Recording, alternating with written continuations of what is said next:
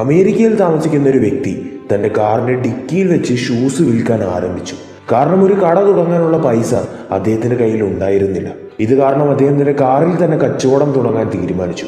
ആദ്യത്തെ വർഷം അദ്ദേഹം ഏകദേശം 5 ലക്ഷം രൂപയോളം സമ്പാദിച്ചു. പിന്നീട് 2 വർഷത്തേക്ക് കാറിൽ ഷൂസ് വിറ്റ് നടന്നു. അതിനുശേഷം അദ്ദേഹം സ്വന്തമായൊരു സ്റ്റോർ തുടങ്ങി. പയ്യെ പയ്യെ അദ്ദേഹം തന്നെ സ്റ്റോറിനെ വളർത്തിക്കൊണ്ടിരുന്നു. എന്നിട്ട് അദ്ദേഹം സ്വന്തമായൊരു ബ്രാൻഡ് നിർമ്മിച്ചു.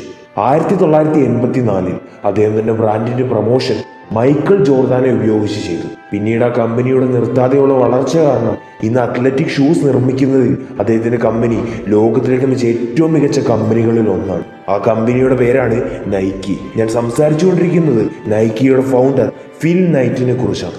ആദ്യത്തെ വർഷം 5 ലക്ഷം രൂപ മാത്രം നേടിയ ഒരാൾ ഇന്ന് അദ്ദേഹത്തിന്റെ കമ്പനി മിനിറ്റിൽ 13 ലക്ഷം രൂപയുടെ ഷൂസ് വിറ്റഴിക്കുന്നുണ്ട്. കൂട്ടുകാരെ, നിങ്ങളുടെ തുടക്കം എങ്ങനെയും ആയിക്കോട്ടെ, പക്ഷെ അതിന്റെ അവസാനം ഗംഭീരമായിരിക്കണം.